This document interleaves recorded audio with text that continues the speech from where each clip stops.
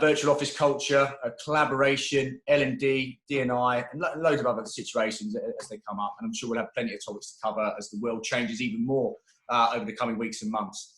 So I'm going to have a few questions to get us started, and then I'll welcome questions from our audience, yourselves. If you've got a question, please use the chat box functionality on the right of your screen, or we'll do our very best to get to them, as many of them as possible. If you could put your name and your organisation's name next to it as well, I'll do my best to mention it. We are recording this call, so if you want to share it internally or externally, then please feel free as well once I post it. So that brings me on to my first guest. So you learn many things in recruitment, many things, but one of the biggest lessons I've learned is how to shamelessly ask for favours from your friends and ex-colleagues. So welcome, Kayleigh McHale. I had the pleasure of working with Kayleigh for about 5 years. She was a fantastic technical recruiter.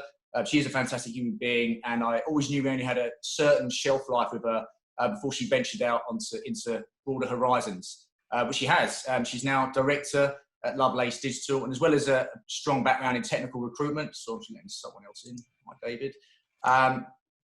She also has a background in psychology. She co-founded U=Tech, which is a community for creating space for people to connect, share stories, and actionable advice to drive diversity in the tech industry. She's currently advising one of the UK's largest retailers on improving their process, for hiring engineers, involving conducting hundreds of interviews and facilitating the shift to fully remote candidate assessments when the UK went into lockdown. So, hello, Kayleigh. Thanks for joining us. Thank you for having me. Thanks very much. Is there anything else I've missed, which maybe you'd like to just kind of talk about your background, and maybe also just go into a little bit about what you've been doing in the past year, and I suppose condensed in the last few months as well? Yeah, well, I mean, first of all, I suppose the last few months, like everybody, has just been a huge shift. For me personally, I read something the other day about, when in times of turbulence, that you shouldn't waste it, that you should use it as an opportunity to kind of make changes and experiment. And actually that's something I've definitely been doing a lot of. So that's been interesting. But yeah, overall, I suppose the whole kind of shift to fully remote has been really interesting as well. I think, I have read somewhere else as well that it's like the world's biggest ever remote working experiment, and I think that's a great way of looking at it, because I think we should be thinking about it like that. It is an experiment. It's a time to trial new ways of working, and importantly, I think with any experiment, you've got to track what you're doing, measure, and be able to kind of pivot and change when you need to. And I think there's a whole host of potentially really good things that could come out of what we're going through collectively at the moment. For example, companies that are kind of shifting to options for fully remote, I think that's great. I couldn't think of anything better than kind of decentralizing everything away from London, and allowing businesses to flourish at more quickly, I suppose, in other parts of the country, and again, people not having to pay really high rents living in London to work for those companies in the first place. I don't think you've missed anything about me, I suppose, kind of in a little bit more detail. So yeah, I'm director at Lovelace Digital. We are a growing business. We're a creative and digital agency for companies doing things that matter. So it's the kind of focuses on working with ethical businesses. You definitely touched on my kind of advocacy for diversity and inclusion over the past 12 months, as well as kind of hiring engineers and creatives for our own projects. I've also been advising one of the UK's largest retailers and another company on improving their hiring process for engineers. And I think in total I've done about 1,000 or more. Rule number 1: turn your phone off before you do interview or webinar. I've done I think round about 1,000 interviews over the past year. And we've hired definitely over 120 permanent engineering staff. So I suppose that's why you brought me in to talk about this today. Absolutely. And I think 100%, I think you said 2020 is definitely an experiment, and we are the guinea pigs. All of us are the guinea pigs. So let's see how we do. So before we just go on to remote interviewing specifically, let's talk about interviewing for a second, because many people do interviews, not necessarily trained on it. We just kind of end up doing it as our jobs evolve. So when you're interviewing, what are you specifically trying to gauge or find out? What's your process? So, well, I mean, essentially, we're trying to work out whether the person that we're speaking to has the right qualities. And when I say right qualities, that's our kind of whole process in itself, in actually deciding what is important for the role that you're hiring for. So yeah, you've got to really identify the kind of hard skills, soft skills, any of the kind of core competencies necessary for a particular position. Whether that's kind of decision-making skills, problem-solving skills, influencing skills, and then carefully designing a series of questions that will help you to assess whether the candidate actually has those qualities. Regardless of whether you're in remote or face-to-face interviewing, there's not one kind of size-fits-all solution. There's not one kind of single assessment that will be a perfect predictor of someone's ability to do a job, essentially. However, so much research has shown that behavioural competency-based questions, so structured behavioural interviews, and that means where candidates are asked the same questions or similar questions, and then are judged against similar criteria, specific criteria as well. That style of interview comes out on top, and that's where we're looking for essentially real world examples of these kind of skills and experiences that we're looking for, and that directly kind of relate to the role we're looking to fill. This type of interview, it will reduce the risk that we're hiring people based on a gut feel, which is that's something that needs to be taken completely out of any interview process, because it's intrinsically linked to our biases and the kind of normal kind of heuristics that human beings use in order to make decisions, when we're kind of constantly being bombarded with lots of information from lots of different angles. We kind of revert back to these really basic heuristics in order to make decisions. And so a structured behavioral interview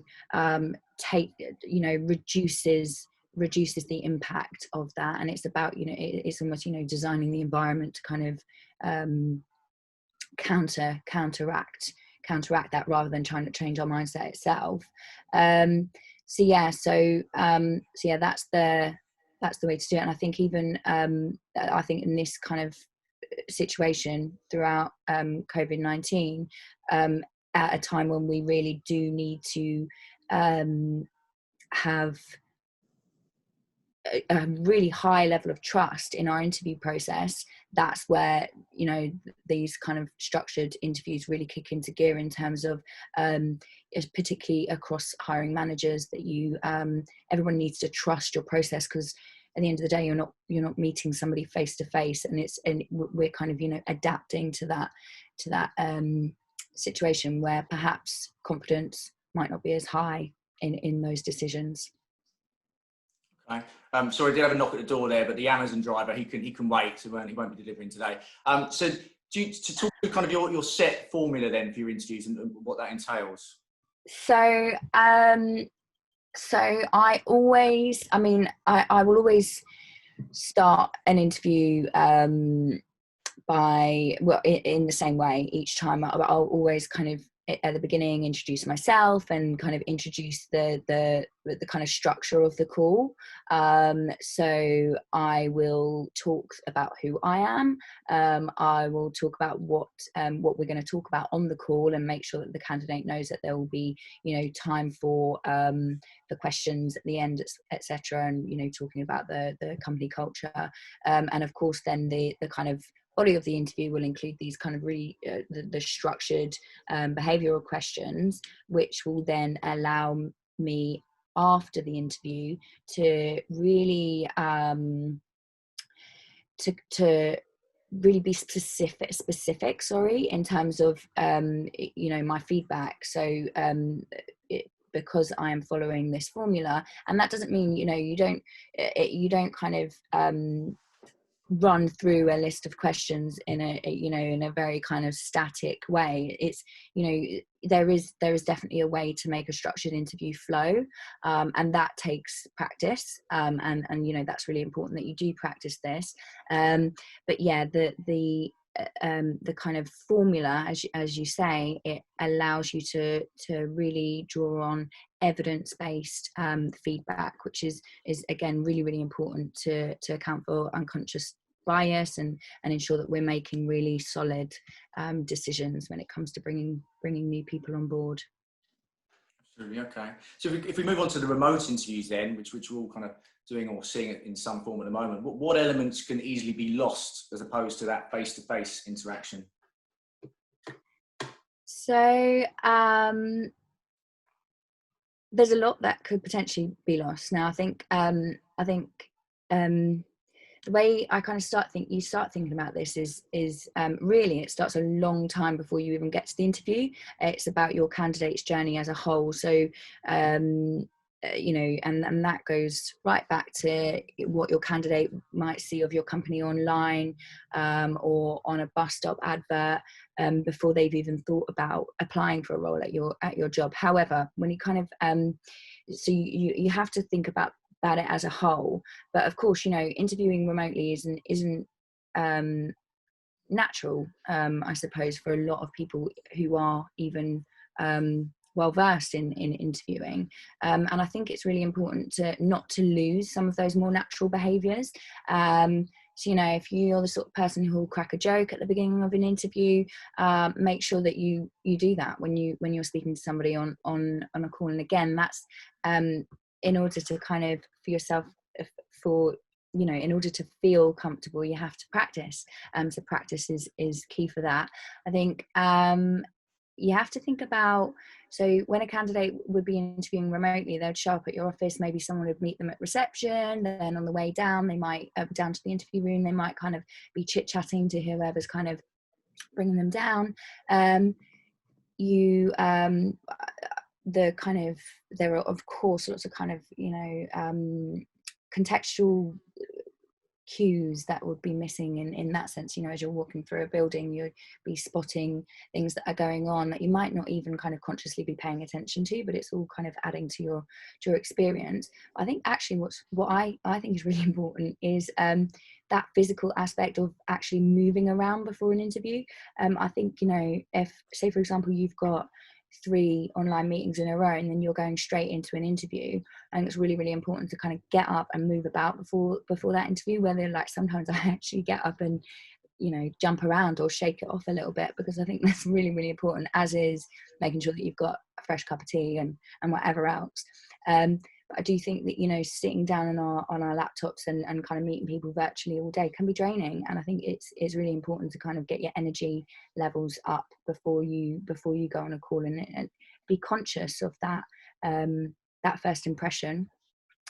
What else? So you've also got, I'm actually really conscious of it now for some reason, but my body language in an interview, I think is really, really important to think about that as much as you would do in a face-to-face situation. So, of course, you don't want to kind of sit there with your arms. I'm kind of constantly like flailing my arms around in general, and I really do make a conscious effort not to do that, because it can be distracting for the candidate, but also because I'm at risk of like knocking my cup of tea all over my laptop or whatever else, or jiggling the table around or whatever. And then of course eye contact, which I'm now looking directly into the camera, which I think you should do. I find it slightly weird at times, because when you're looking at the camera, you can't see where the person's eyes are. It's all, but I think that kind of thing, when you are talking one-to-one, and you can't judge me on my eye contact now because I'm not talking one-to-one, but I do think it's important to think about those things, and to again, as an interviewer, to practice that, so that when you are in a situation with a candidate who, in any interview situation, could be nervous or stressed, under pressure to get a job or whatever, nervous. But yeah, I do think there's a huge responsibility on the interviewer to really practice so that they can make the other person feel as at ease as possible. And yeah, and then, you know, just listen properly. Sometimes it's nice to repeat things back to people, especially if they've kind of been giving you an answer which has got a couple of different layers or points to it. I think it's nice to repeat things back so that people know that you are listening. And yeah, and just normal, like, natural human behavior, like smiling, nodding, making sure that you are showing that you're engaged. What else? And then, of course, you know, I do think as well, it's important to think about what's not lost when you do a technical or a behavioral interview online. I think that, you know, it's actually a really good place to invest your time in getting better at this, because look, for now things aren't going back to any sort of normal that we've experienced before. So it's only going to be a huge benefit to your organization if you really invest in getting these things right. But, you know, there are other things that are definitely not going to be lost. You know, if you have done your part in your kind of preparation around making sure that the candidate has all of the information that they need, I think it's really important to still think about the same things we would face to face. Has the candidate taken the time to research your company? Do they answer your questions directly? Are they kind of giving you clear, concise answers? And yeah, and those things you're not going to lose. So again, it's practice and kind of pulling all of these elements together. Perfect. And so I suppose you touched on it with getting over the company culture and making sure the candidate has got a really reflective picture of what that business is like. And I suppose what I mean by that is, you know, we judge things very quickly as human beings. We walk into an office, you get that feel, that vibe. If you walk onto the floor, you get you start visualizing whether you can be somewhere, want to work somewhere. So is there anything around that can, I suppose, how you can kind of mitigate what you lose from not getting to do that, and how you can really kind of recreate that via these remote interviews? Yeah. There's loads that you can do in to that degree. I think there are lots of things that a person, a human being, will infer from the way you manage your recruitment process as a whole. That's I suppose the first thing to think about. There's such a high proportion, I can't remember, it's around 70% in the last kind of research that I read on this, but 70% of candidates say that or 60 something percent, whatever, say that their overall experience with a company and through of a recruitment process could have been improved by better communication. So that's kind of, there are kind of standard things that a candidate will be able to infer from the way that you do communicate with them throughout the process. For example, if you haven't got anybody to interview a candidate for a week or whatever, do they know that? Do they know in between, if they are waiting for longer than sort of 24 hours for feedback on their interview, and if they are waiting longer than you have kind of told them that they will be waiting for their feedback, then basically you need to communicate that as well. So even if you've got no news, communicate that. That's kind of, there are lots of things like that a candidate will kind of make their own mind up on about your culture, things that you aren't necessarily kind of feeding them, I suppose. But I think that, so for example, we are right now, we're in a global pandemic. When I speak to somebody at the moment that we're looking to hire, it's really important to kind of be really honest about what you're going through. I think you need to talk about things that you're proud of, things that are have been challenges, what are we currently facing, and what are we doing about it. And I think that kind of authenticity is really, really important. in terms of conveying your company culture. And then I think, you know, and this goes back again to your candidate journey, that they'll make inferences about your company culture from what you are seeing online and essentially what you're not telling them. However, this is a time when people can really experiment with this. So for example, I know lots of businesses who have done like day in the life videos, and they have them on their kind of company hiring pages.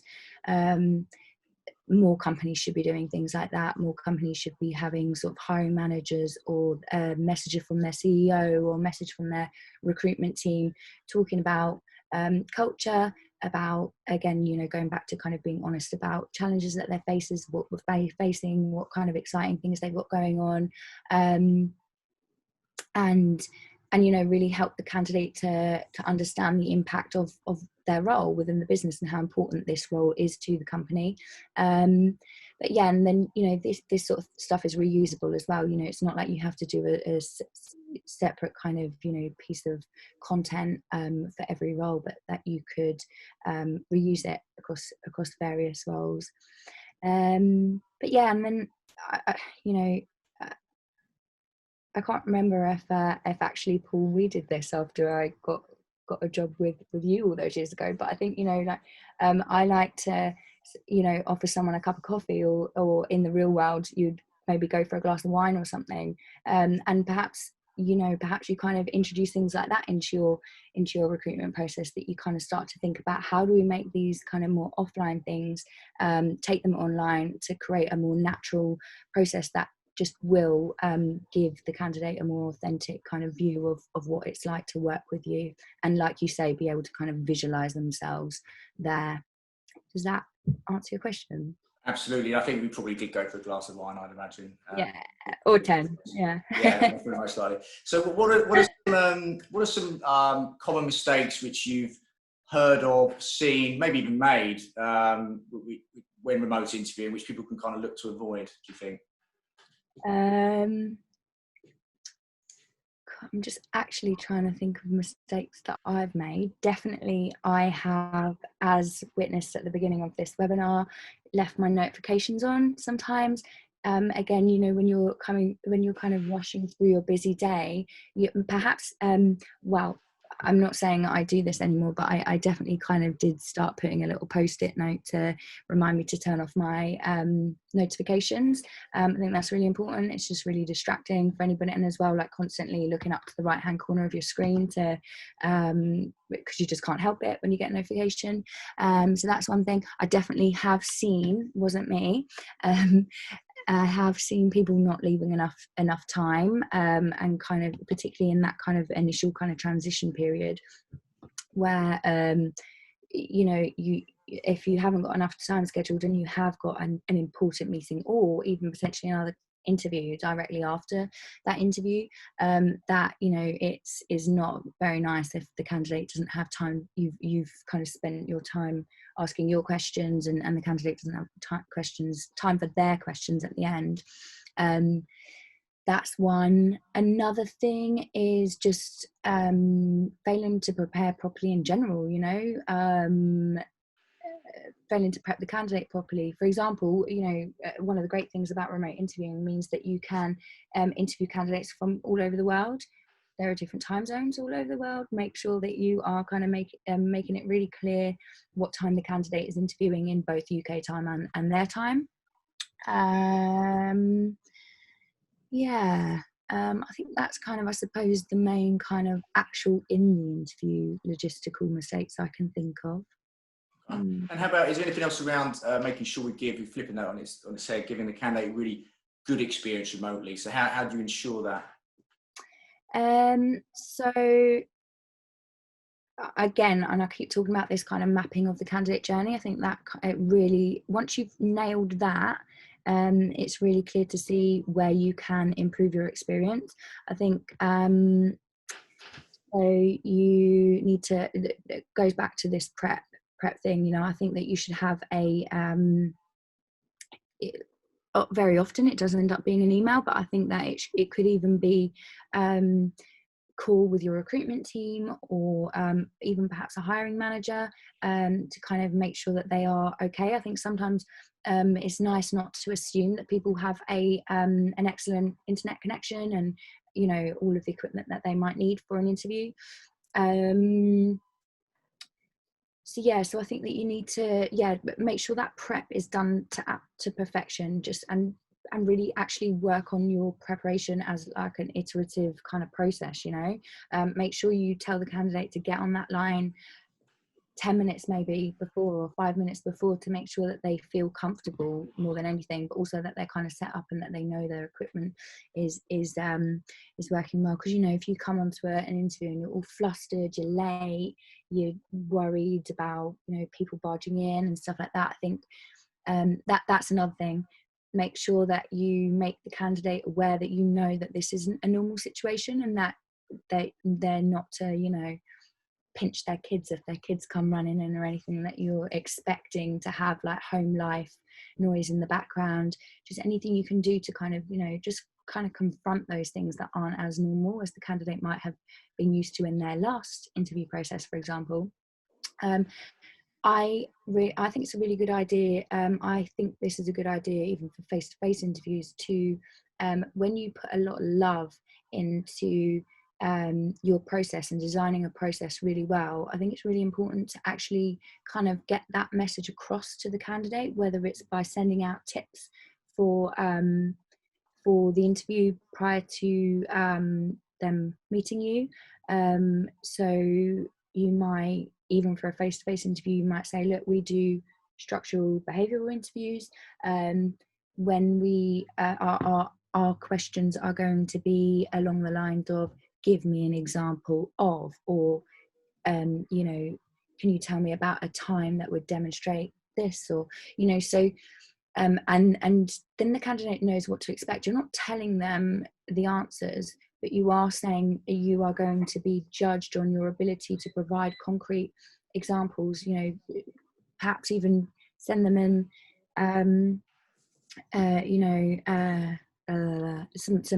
a piece on the STAR technique for answering questions. And I think I think I've heard an argument that that's actually sort of almost giving it all away to your candidate, but I disagree completely, because I think if you have done all of that prep and like you have really, really, like I say, put a lot of love into your process, then if the candidate comes along and they're still not prepared, then, you know, it kind of tells you a lot about that person anyway. What else can we do to give a good experience? I think definitely, I kind of said at the beginning of the call, I think it is absolutely imperative that you are gathering data on your process as a whole. You should be asking your candidates for feedback. You should be asking your hiring managers for feedback. Your recruitment team, just basically gather and make that process as simple for yourself as possible, of course, and that would probably be a job in itself, but gathering that feedback and actually in particular gathering feedback from people who already work with your business, and when you find out what's going on, when you can actually paint a picture, work on improving that. Another thing that I think is really important is to get an interview team together to kind of make sure that everybody's aligned in terms of process, tools. You know, that needs to happen anyway, to be able to really build trust among the interview team, and you know, to be able to kind of really deliver the results for the business.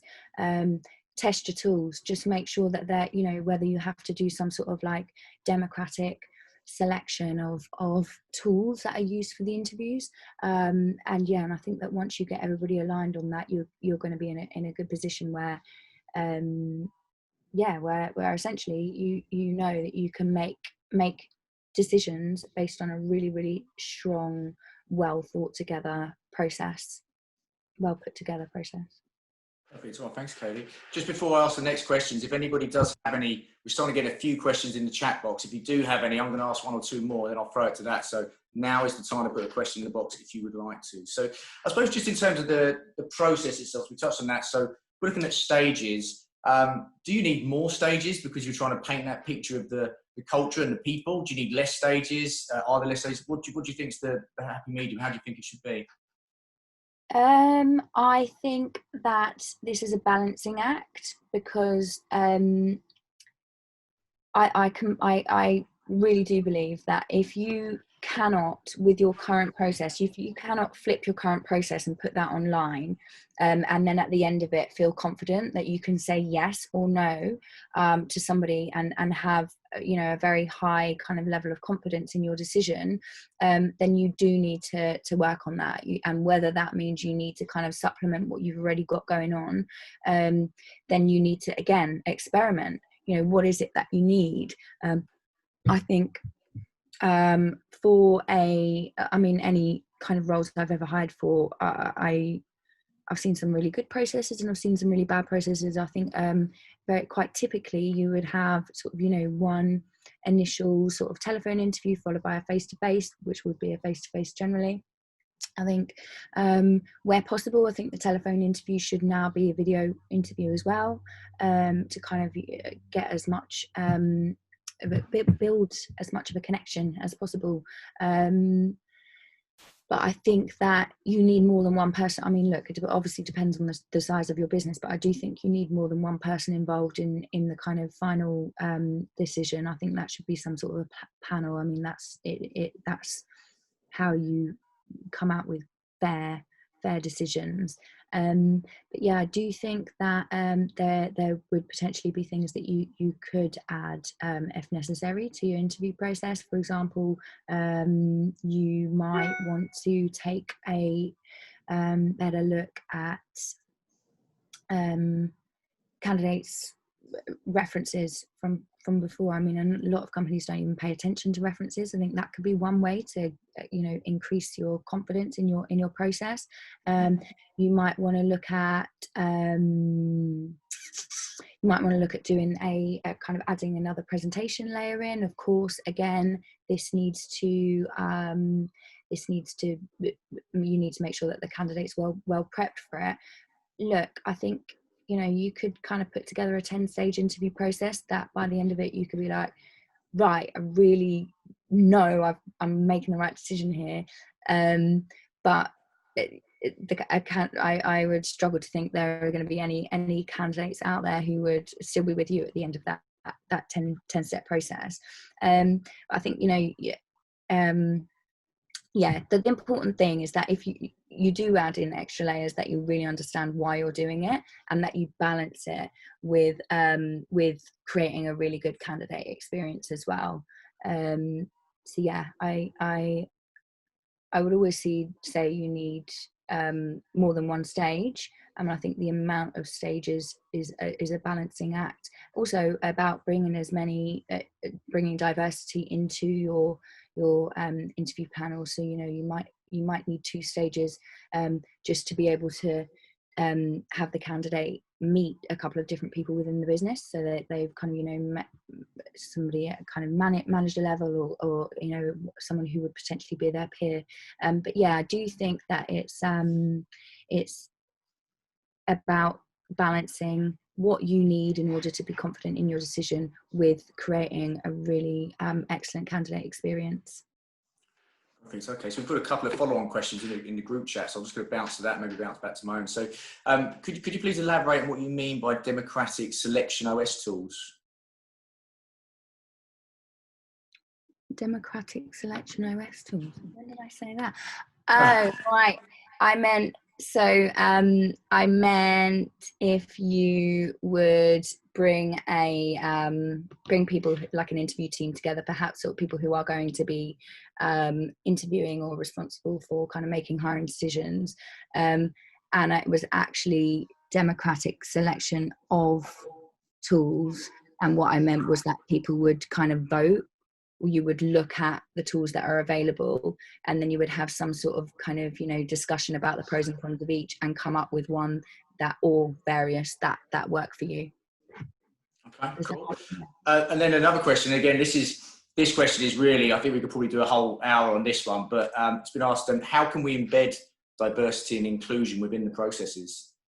So, there's, I think sort of throughout everything that I've discussed today, I always kind of look at the interview process as one which should have overarching sort of, goals to be any recruitment process should have diversity and inclusion embedded within it. So I think much of what I said has been with that in mind, i.e. mapping your candidate process, mapping your candidate journey, and actually going back to even before the candidates even been introduced to your business. Have you got for example, are the images on your website diverse? Are you giving a genuine reflection of the people that you want to have working within your business, i.e. people from rich, diverse backgrounds? How else? Just the whole kind of process of designing a structured behavioral interview, which negates, is that the right word, which kind of helps us to counteract those inherent biases, unconscious biases, or going with gut feel, because that's where you're completely getting rid of any sort of a drive towards diversity and inclusion. You should you'll never hear me really, hopefully, talking about culture fit, because that kind of goes back to gut feel and kind of hiring people that look like you or walk like you, whatever. But yeah, again, going back to your interview panel and making sure that you, for example, is your interview panel all white men? If so, then you need to kind of look at that. If you want diversity and inclusion within if you want to have business which truly kind of walks the walk, then you need to be really thinking about that at every step. Diversity and inclusion in terms of, I would also say actually that it's, be really kind of transparent. Ask your candidates whether perhaps even before their first interview, you should be talking to them about whether they need any sort of reasonable adjustments in terms of are they hard of hearing? Would they need somebody else in the process with them, or have they got any sort of unseen disability that we could cater for in order to design the process to be more inclusive? Hopefully that's a couple of things that we can do. But tell that person, feel free to hit me up if they want to, any more on that. Cool. Okay. Thanks, Kayleigh. And then just another quiz, just going a bit elsewhere now. So one of the chat messages has been, some candidates fed back to me that they felt they were in a tennis match, very back and forth questioning without a real flow of the questions asked. As a hiring manager, do you think you would welcome feedback on how candidates have felt on how their interviews are structured, and how would I approach the hiring manager about it if it's the first time you've worked with them? Yeah, I would definitely, like I said, hopefully I kind of made that point clear earlier. I think that feedback is vital in order to be able to improve your process. If you feel like it's a tennis match, like ping pong, kind of back and forth with answering, look, at the end of the day, we are all human beings. So perhaps that day, that person that was interviewing was stressed, or just having a mare, or they couldn't I don't know, and then they kind of couldn't even have a conversation with anyone, never mind kind of do an interview. I think that could be one thing. So we need to kind of that person needs to kind of understand that feedback is really, really valuable. Or it could be that person just is not comfortable interviewing in this style, and therefore understanding how their current style is making a candidate feel is really, really important in order to be able to improve it. If you can't improve what you're not tracking. So yeah, and the other bit of that question, I can't see it. Is it about it was about how would you approach that with a hiring manager? I would say just a kind of look, I think it's your prerogative how you handle that. I myself as a candidate, or actually as an interviewer, I would like to have an email just, you know, very clearly stating what they felt about the process, and perhaps how they feel it could be improved, perhaps even, you know, what they felt could have been done differently. That would be a good starting point, and I don't think anybody would be, you know, adverse to receiving an email with some constructive feedback. Cool. Thanks, Kayleigh. And then I suppose a couple of just easy for me to say, logistical things. Just before we kind of let people go off, finish off their lunches before they get back to work. Have you noticed any increase or decrease in conversion rates from first to second interviews since we've kind of begun? You've begun working more remotely, or kind of what's your understanding of what's going on out there? I don't think so. In my experience, actually, I have. Yeah, I mean, I've actually that there's a lot of movement in the market at the moment. I think there's a lot of people out there right now who are very, very talented, who are looking for a job, and I think you know, I think almost you know, it's got now, I think that there's a real I am noticing a lot more of people talking very specifically about what it is that they're looking for from an employer in terms of culture. So I think actually from my perspective, I haven't seen any sort of real difference, and I think in fact the difference is there in a kind of an increased kind of tendency for candidates to really want to know about culture, and what, you know, perhaps how the company is working with in this kind of remote situation, and how they kind of predict that will continue into the future. And I think actually if you can answer those questions really honestly, really transparently, then I think actually you should probably get increased conversion rate, given, you know, that we are in a situation right now where there are a lot of talented people out there looking for good work. Absolutely. And then just before we bring this tennis match to an end, how do you deal with a difficult hiring manager? Because I suppose the questions posed in the chat, agency recruiters like ourselves can, I suppose, refuse to work with clients that they're struggling with. But if you're an internal recruiter working in an HR function and doing that work as well, in some cases that's not possible. So how do you overcome these issues in terms of feedback and the process, and trying to kind of educate the hiring managers of how maybe it's better to do it? A wet umbrella? I don't know. I think so it's, how do you manage a difficult, I think look, it's with it's my perspective on it is, look, it's like your relationship with your hiring manager is just that. At the end of the day, it's a relationship, and I think you know, if you kind of treat the way that you build relationships with people as a bit of an art form, have some fun with it, experiment with it. Look, you're going to have it can be difficult when you are dealing with somebody who is not responsive, or you know, and actually, you know, on that non-response, I think there's, from where I'm sitting, I think that's as sort of an internal recruiter, I think there's, you know, there's a huge opportunity there to learn about, you know, dealing with tricky stakeholders, but B, you know, this kind of like an education piece, if it's and actually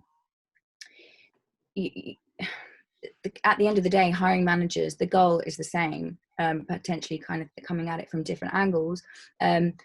That hiring manager is looking for, you know, somebody with the right core kind of skills and competencies to take on this role. So I think an education piece around, you know, the ability to actually engage with those people, what is required. It's almost like you kind of have to set out an agreement at the beginning of, you know, this is what I'm going to need for you, and this is what I can deliver. So yeah, it's an education piece, I suppose, and a real opportunity to learn. If you find yourself in a situation, perhaps, you know, do some research on dealing with tricky stakeholders and, you know, building relationships with tricky people, because that will definitely come in handy further down the line as well.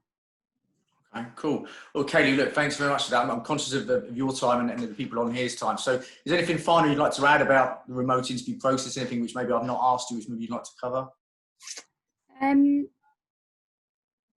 I think that what I would add is that prior to this whole kind of global remote working experiment, there were a lot of very forward-thinking companies that are already doing fully remote interviews and doing a very, very good job of it.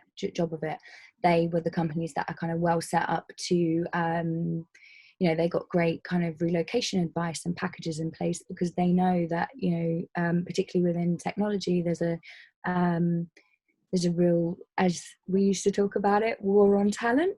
And I think, you know, that there's that, and it's very true, you know, it's looking at how, so people had to think about how they could engage people who weren't perhaps already in the UK. So I think there were those people perhaps one step ahead of the game, but I think that really kind of highlights just how inclusive it is to remote interview. It also is it lowers costs for the candidates in terms of being able to, having to get themselves to the office. They might have to spend, they can just directly take 2 hours out of their day rather than an hour each side of the interview for travel. I think there's a huge array of benefits. So I think I would say, you know, companies that use this as an opportunity to really nail it will benefit in the long run.